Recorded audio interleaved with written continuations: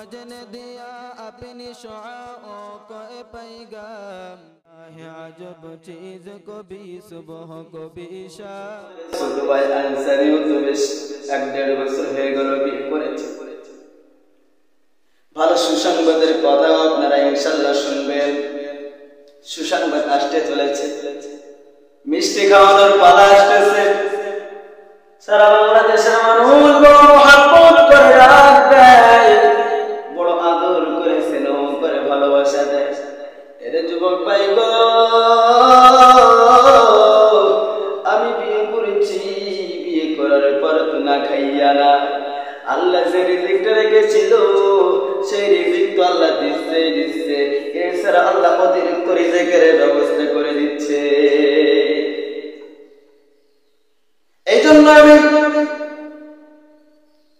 মুসলিম উম্মাহদেরকে বলবো, গার্ডিয়ানরা, এর সন্তানের বাবা, এর সন্তানের মা, আমার আলোচনাটা শুনবেন।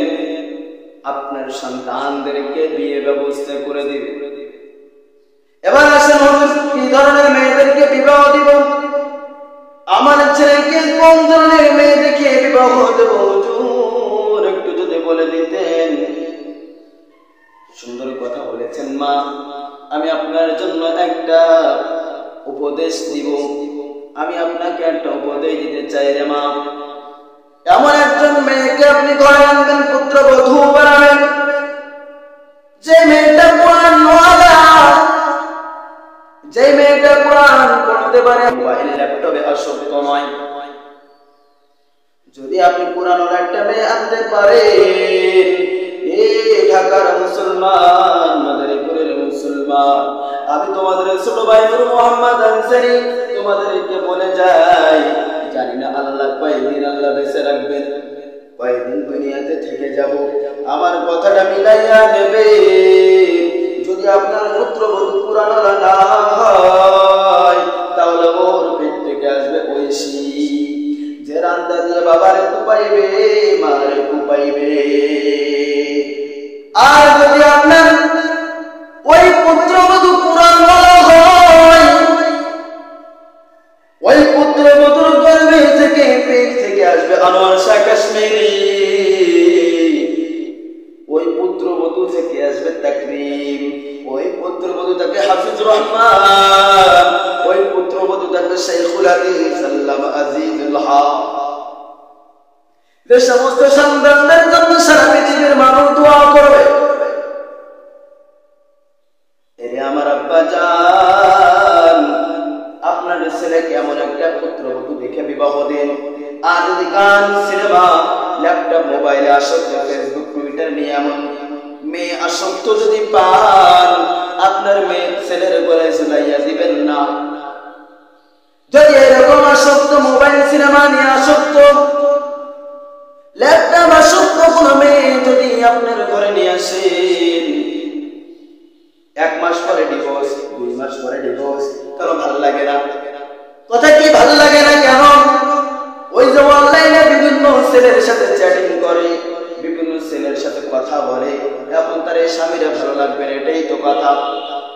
কিন্তু আলহামদুলিল্লাহ বুকে হাত দিয়ে বলতে পারি, আমিও তো বিবাহ করেছি, আমার বিবিটা আল্লাহওয়ালা, আমার বিবিটা কুরআন পড়নেওয়ালা, আমার বিবিটা তাহাজ্জুদ পড়নেওয়ালা, আমার বিবিটা কুরআন পড়নেওয়ালা, আলেম একটা মেয়েকে বিবাহ করেছি।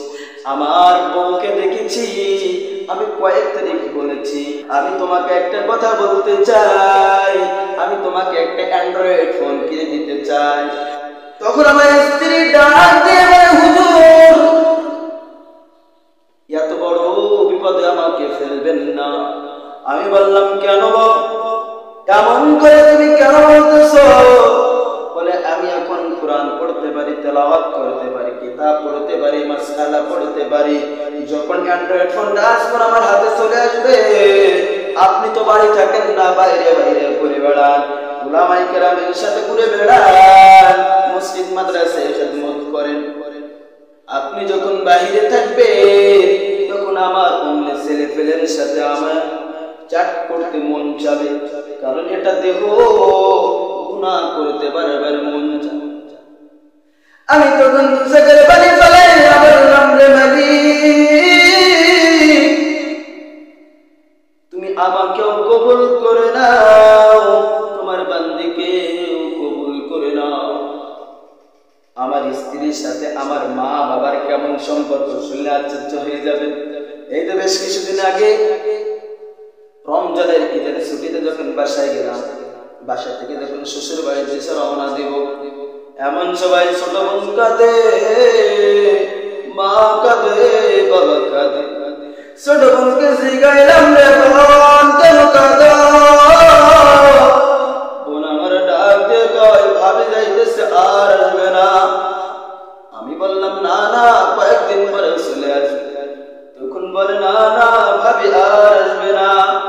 বাবাকে জিগাইলাম বাবা তুমি কেন কাঁদো? বলে আমার মা চলে যাইতেছে। আল্লাহু আকবার।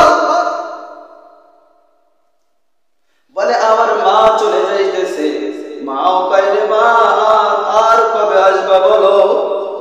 এজন্যই এমন পুত্রবধূ ঘরে আনবে যার কথা শুনলে কাজ দেখলে আপনার কলিজাটা ভরে যাবে। এমন পুত্রবধূ আল্লাহর কসম আইনেন না, আপনার ছেলেও ধ্বংস হয়ে যাবে, ফ্যামিলিটা ধ্বংস হয়ে যাবে।